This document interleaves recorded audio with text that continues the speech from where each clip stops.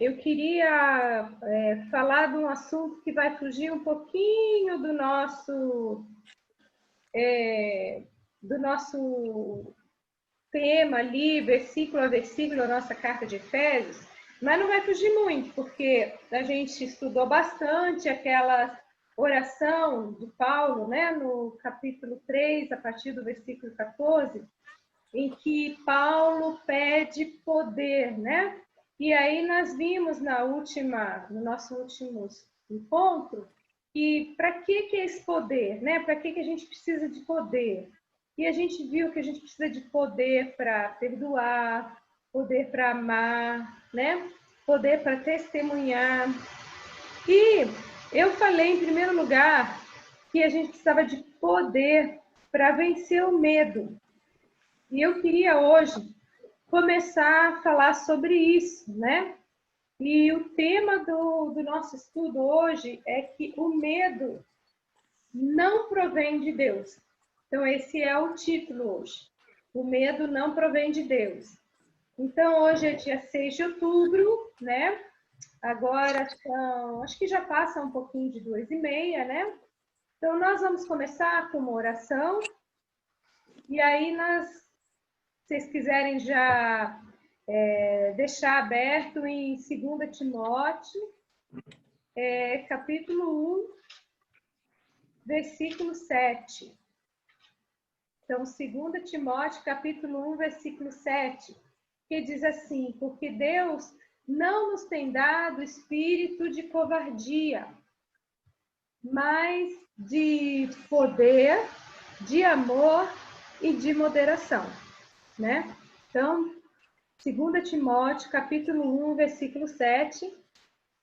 Então, a Alice está entrando, vamos começar com uma oração e depois nós vamos entrar no nosso estudo sobre o medo não provém de Deus, tá bom? Então, vamos orar.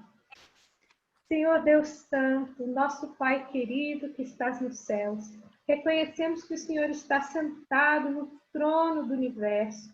O Senhor controla tudo, nada foge do teu conhecimento. Tu és digno, Senhor. E nós sabemos, nós estudamos na tua palavra, que nós precisamos andar de modo digno do Senhor. Nós precisamos nos conformar com a imagem do teu Filho. Senhor, se o Senhor nos ajudar, se o Senhor nos der poder, se o Senhor nos capacitar, queremos, Senhor, viver para glorificar o teu nome. Sabemos que essa é a tua vontade. Se o Senhor nos converter, nós seremos convertidos. Se o Senhor nos curar, nós seremos curados. Dependemos totalmente do Senhor. E queremos convidar agora o Espírito Santo a falar aos nossos corações. Senhor, precisamos muito ouvir a tua voz, precisamos muito aprender mais do Senhor.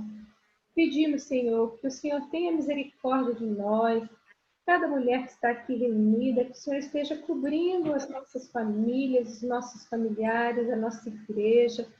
Senhor, tem misericórdia do teu povo, que o teu povo, Senhor, que se chama pelo teu nome, possa verdadeiramente se humilhar, confessar os seus pecados, buscar a tua face, Senhor, para sermos curados.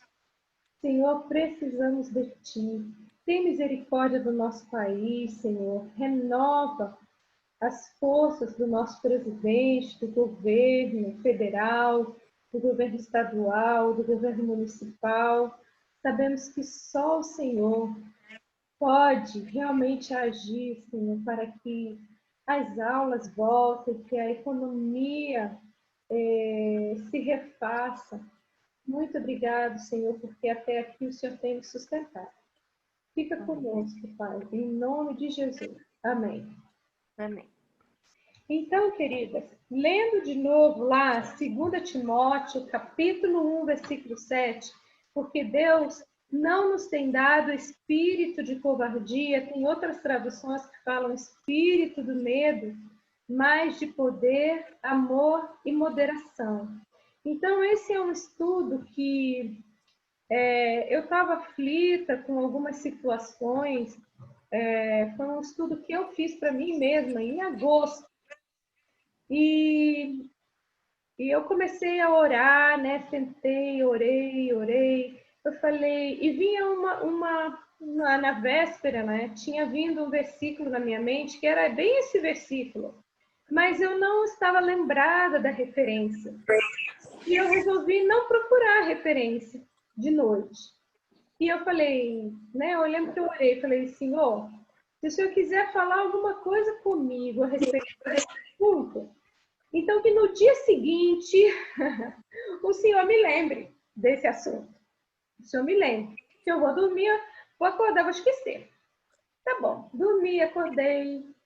No outro dia, eu estava lá orando e já não lembrava mais do versículo.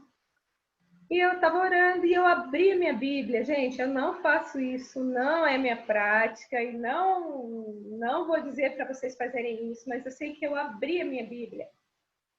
E quando eu comecei a ler, adivinha qual versículo?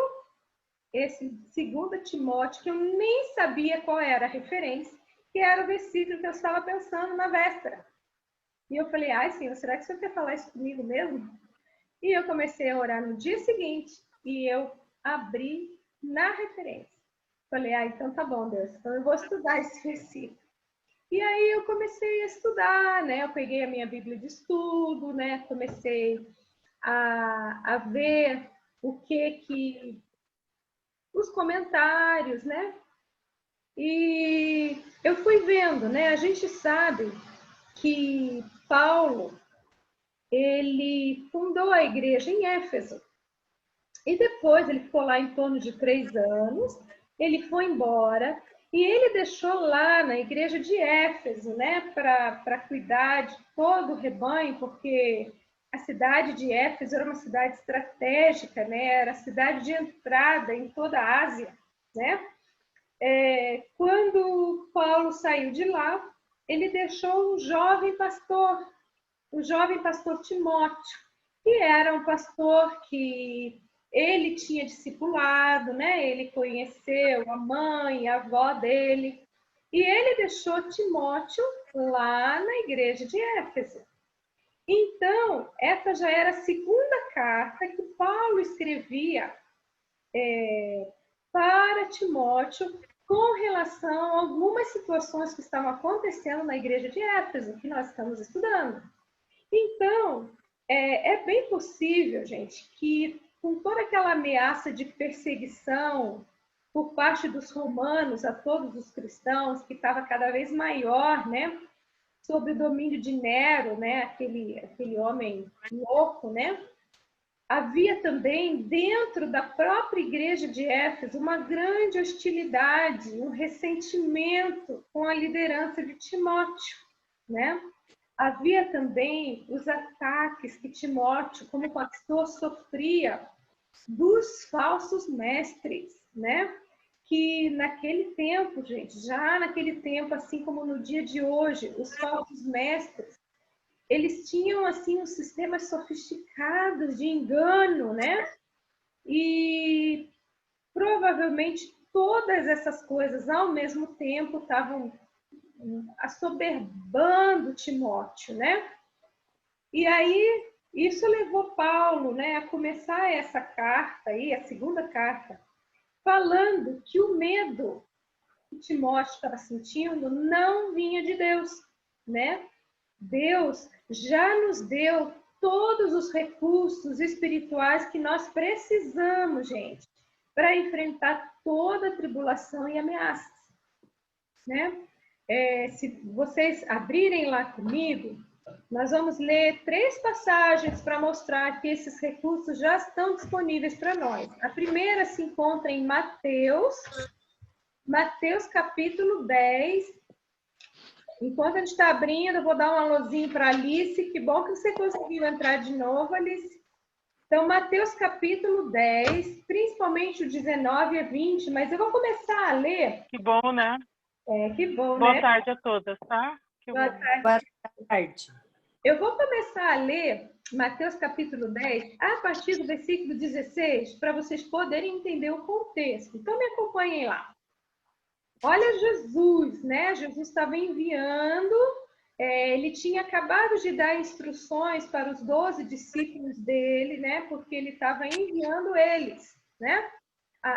Ainda eles não estavam bem preparados, né? Mas mesmo assim a necessidade era tanta que Jesus se viu, né, precisando enviar os discípulos. Aí olha lá o versículo 16.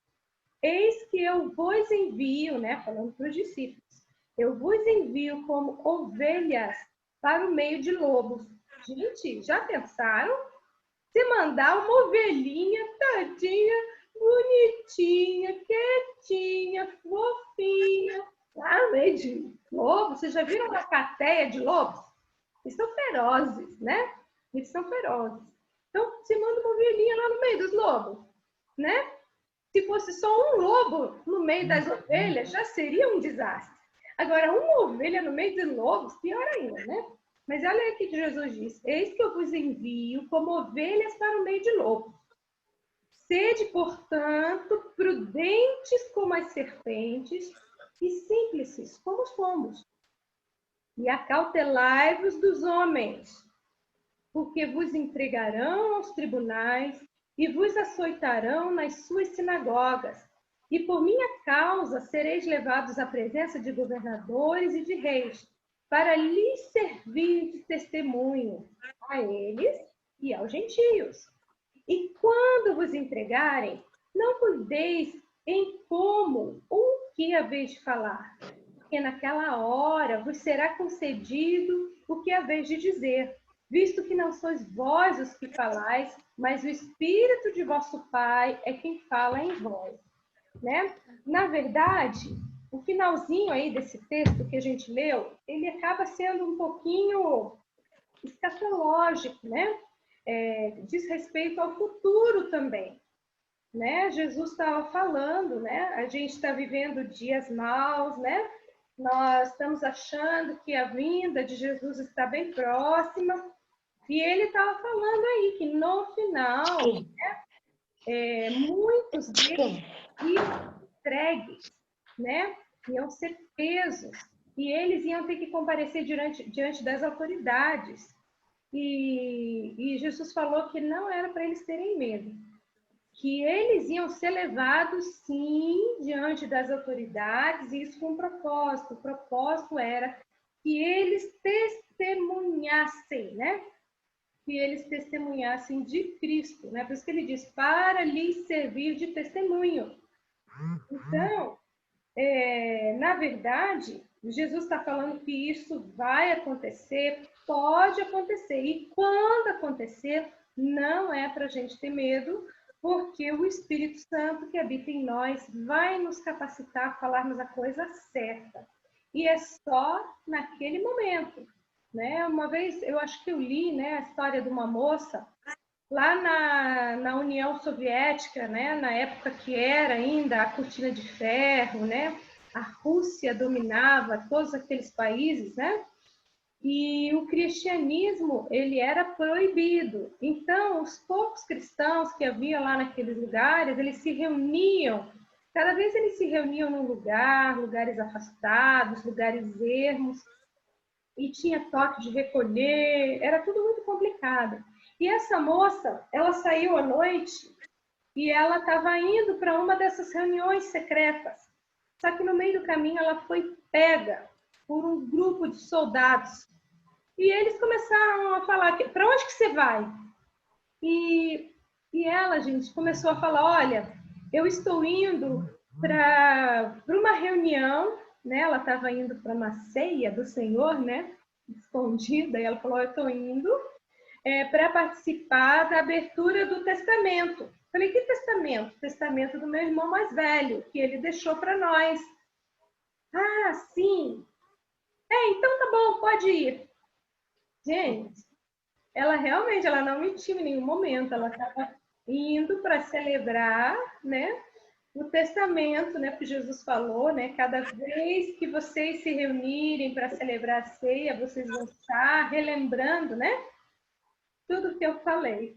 E realmente Jesus é o nosso irmão mais velho. Então, veja, gente, foi uma palavra que veio do Espírito Santo para ela. E ela se livrou, ela não mentiu, e eles deixaram ela ir. Então, nem sempre, né, a gente vai ter essa facilidade, né, de sair livre, mas não era da vontade de Deus naquele momento que essa moça fosse presa, né? Então, ela recebeu a capacitação do Espírito Santo. Agora, eu queria que vocês abrissem comigo em Efésios, né, aquela nossa carta. Como a gente leu, né, que o medo não provém de Deus. Deus já nos capacitou, né, com toda sorte, né, de bênção espiritual. Vamos ler aí no capítulo 1 de Efésios, versículo 18, a partir do 18 a 20. Ele fala assim, olha, me acompanhem lá, que faz parte daquela primeira oração de Paulo, né? Ele fala assim, iluminados os olhos do vosso coração para saberdes qual é a esperança. Qual é a esperança do seu chamamento, qual a riqueza da glória da sua herança nos santos, e qual a suprema grandeza do seu poder para com os que cremos, segundo a eficácia da força do seu poder, o qual exerceu ele em Cristo, ressuscitando dentre os mortos e fazendo sentar à sua direita nos lugares celestiais. Então, veja que a gente acabou de ler, né? Capítulo 1 da carta aos Efésios, do versículo 18 a 20, que faz parte daquela primeira oração, né? Então, o que Paulo está dizendo aí?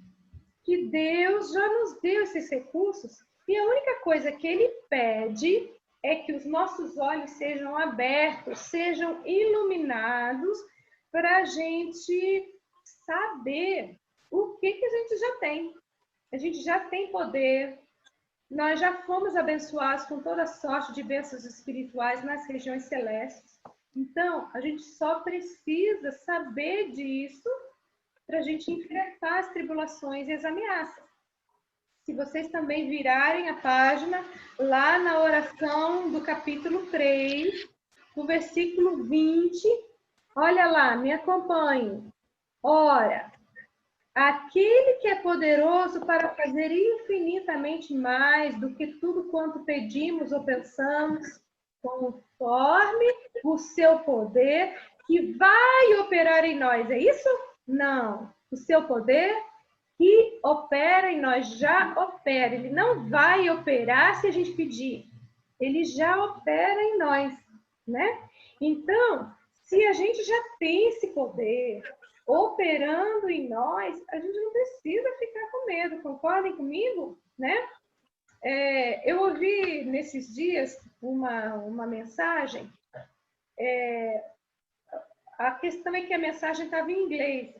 E a palavra em inglês para poder é power. O problema é que a palavra em inglês para energia, né, quando você quer falar de energia elétrica, é poder também, é power também. E para nós não, né? Para nós já são duas palavras diferentes. A gente tem poder e a gente tem energia, força, né? Força elétrica, energia. São palavras diferentes. Mas em inglês é a mesma palavra. Então, o pastor ele estava comentando esse poder que a gente tem dentro de nós, né? Com um sensor de movimento que ele instalou lá na igreja deles, porque eles estavam com a conta de energia elétrica muito alta. E o que acontece? Você chega lá na igreja, está tudo escuro, né? Na garagem da nossa igreja é assim, né? Você chega lá de noite, abre a igreja, está tudo escuro. Quando você entra com o carro, aí a luz acende. Mas se você ficar parado lá, na porta, no portão, não, a garagem está escura, eu não vou entrar. Estou com medo. E vamos esperar, né? Vamos ver se essa luz vai acender. Vamos ver se alguém me vê que eu estou aqui, acende a luz para mim? Não vai acender. Ela só vai acender quando você se aproximar. Quando você der o primeiro passo, quando você fizer o movimento de ir, né? Aí ela acende. Não é assim o sensor de movimento? Então, esse poder, a nossa fé, é assim. Nós temos que ter fé que Deus já nos deu esse poder. Então, ele fica esperando lá. Você dá um passo, o poder vem. A luz acende, né? A energia, o power, né? Em inglês, vem, né? Então, esse poder está lá disponível para nós. Mas a gente vai lá fazer, né? Por isso que Jesus, quando falou lá para os discípulos, que nós lemos lá em Mateus 10, no finalzinho do versículo 20, né? Ele falando que ele ia enviar eles para o meio de lobos, né? Mas o Espírito de vosso Pai é quem fala em vós, né? Então é o Espírito de Deus quem vai falar por nós. Então a gente não precisa ter medo quando a gente se vir numa situação difícil, né? Depois Efésios, que a gente leu, 1, 18 a 20, ele pede, né? E a gente pode sempre pedir que os olhos do nosso entendimento sejam iluminados, para a gente entender, para a gente compreender, para a gente conhecer qual a suprema grandeza do seu poder. E depois ele fala, segundo a eficácia da força do seu poder, né? O mesmo poder que ressuscitou Jesus dos mortos, né? Então, é esse mesmo poder que ele diz lá nesse versículo que a gente acabou de ler aí de Efésios 3:20, né? Aquele que é poderoso para fazer infinitamente mais de tudo quanto pedimos ou pensamos, né? Conforme o seu poder que irá operar em nós. Não, conforme o seu poder que já opera em nós, já está conosco, nós já temos esse poder. Depois também tem um texto que é bem conhecido nosso, né? Lá em Zacarias, capítulo 4, versículo 6, né?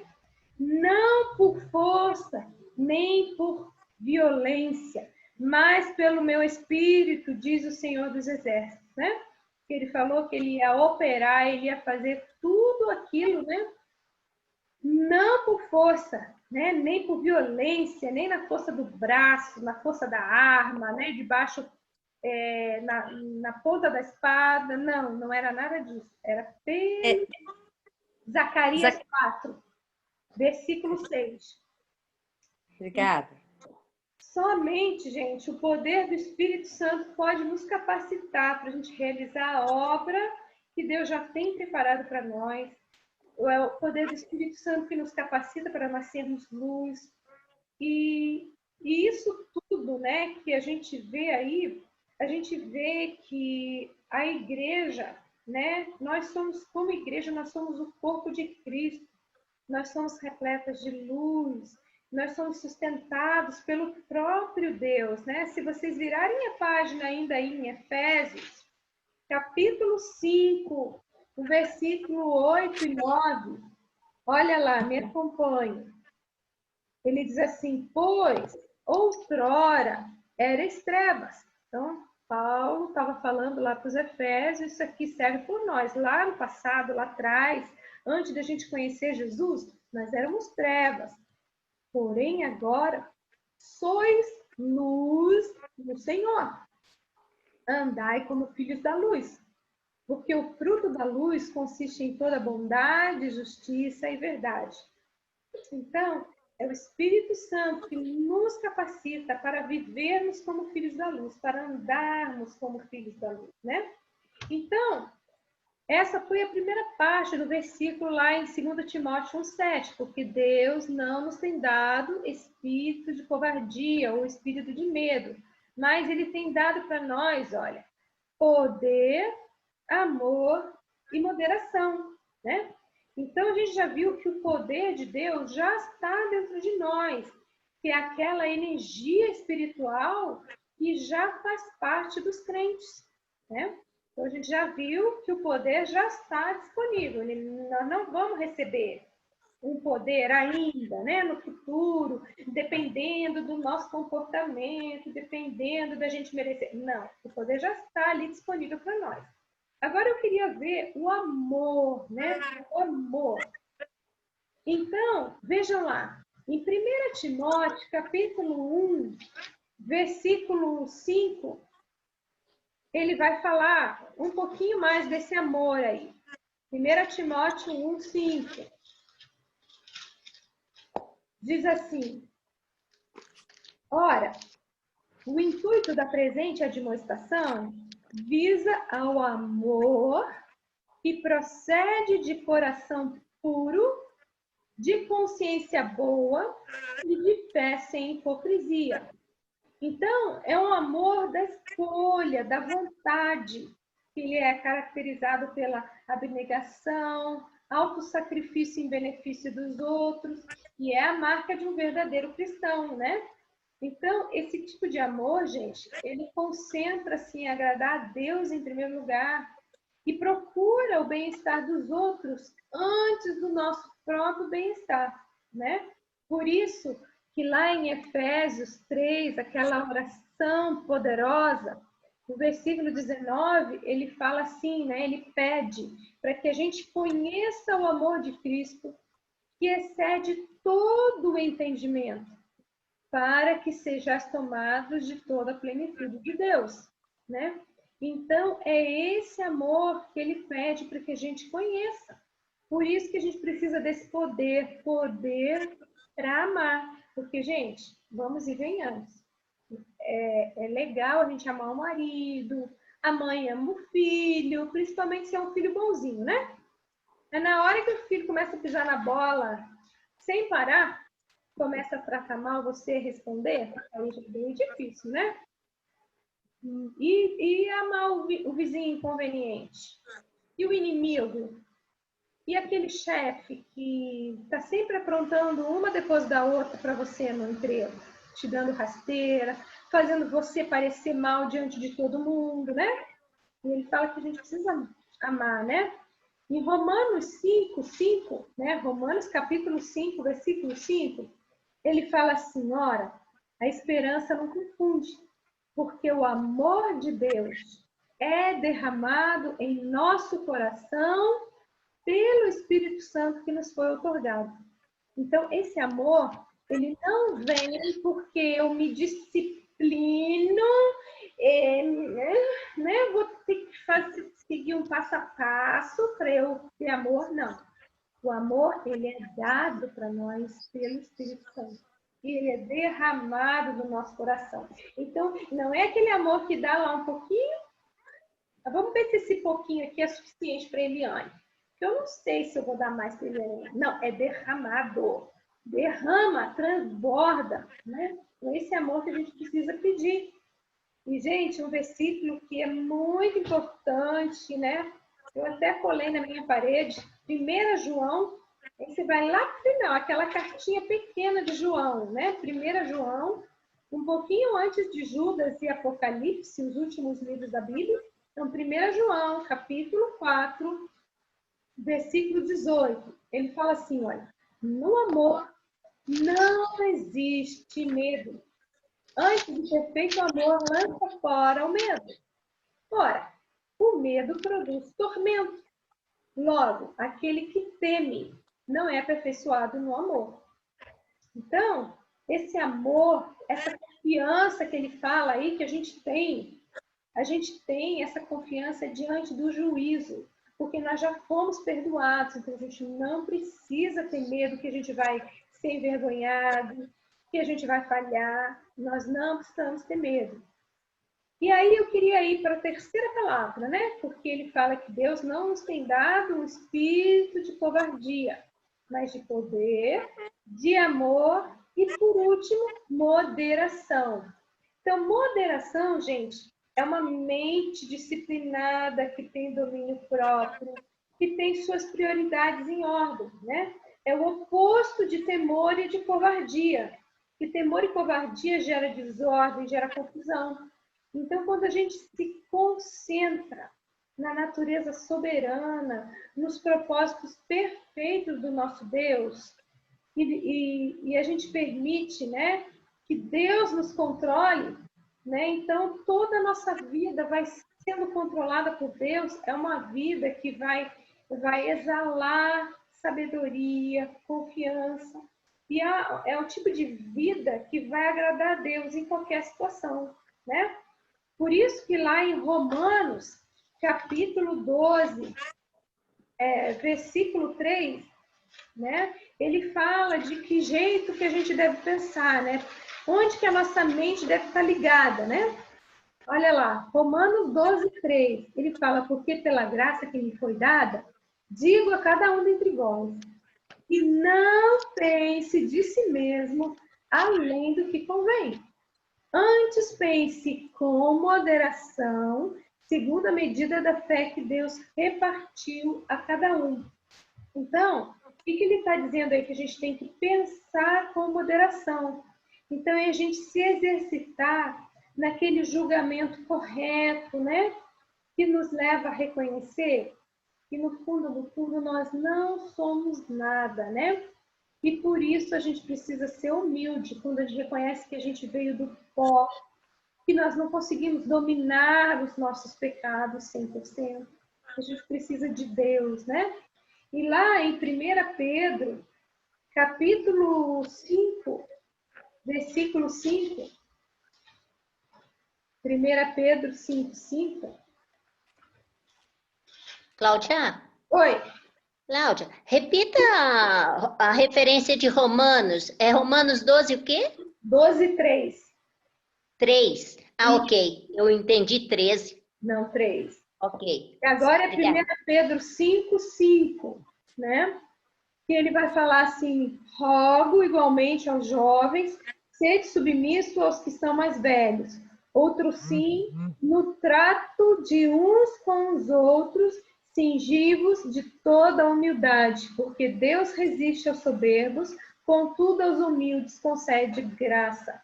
Então, o que ele está falando de novo aí, né? Esse pensar com moderação é a gente se vestir de humildade, né? Se o vestir de humildade, porque quando a gente se veste de humildade, Deus vai nos conceder graça, né?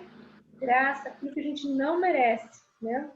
Então, a gente não pode deixar que qualquer coisa nos desencoraje, né?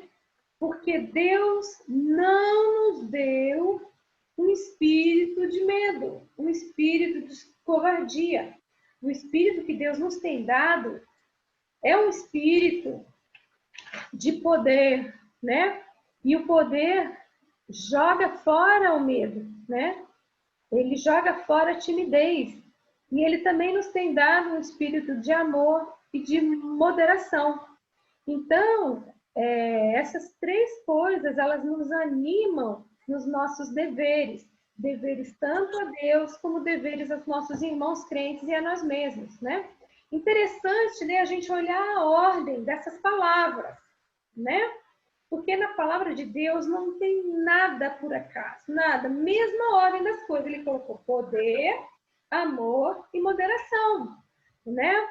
Então, poder e moderação são os dois extremos bons. E o amor fica no meio, né? Como se fosse um vínculo, né? Temperando o poder e a moderação, né? Temperando, impedindo os maus extremos, né? Que você lá, cheia de poder, de força, vai lá e rompe para cima de todo mundo impetuosamente, né? Então, esse amor, ele vai conter a sua impetuosidade, né? E ele, ao mesmo tempo, não vai deixar você ser moderada demais, complacente, né? Então, ele vai ficar um equilíbrio muito bom, né? Então, se vocês voltarem lá para 2 Timóteo, né? Onde a gente estava lendo, 2 Timóteo, capítulo 1, a gente leu o versículo 7. Se vocês olharem o versículo 8, olha lá. Ele fala, não te envergonhes, portanto, do testemunho de nosso Senhor, nem do seu encarcerado, que sou eu, né? Que é Paulo falando para você. Tenha vergonha de testemunhar a favor de Jesus. Tudo bom. Né? E de testemunhar, né? Desse conhecimento que você tem de mim, eu, Paulo, prisioneiro, estou aqui, prisioneiro em Roma, né? Pelo contrário, participa comigo dos sofrimentos a favor do Evangelho, segundo o poder de Deus. Então, era o poder de Deus que iria capacitar Timóteo, assim como vai capacitar todas nós aqui, a testemunharmos do nosso Senhor Jesus sem medo. Meninas, está acabando aqui o meu tempo. Cliquem de novo lá no link, porque a reunião vai terminar, tá bom? E a gente já volta e eu termino esse assunto.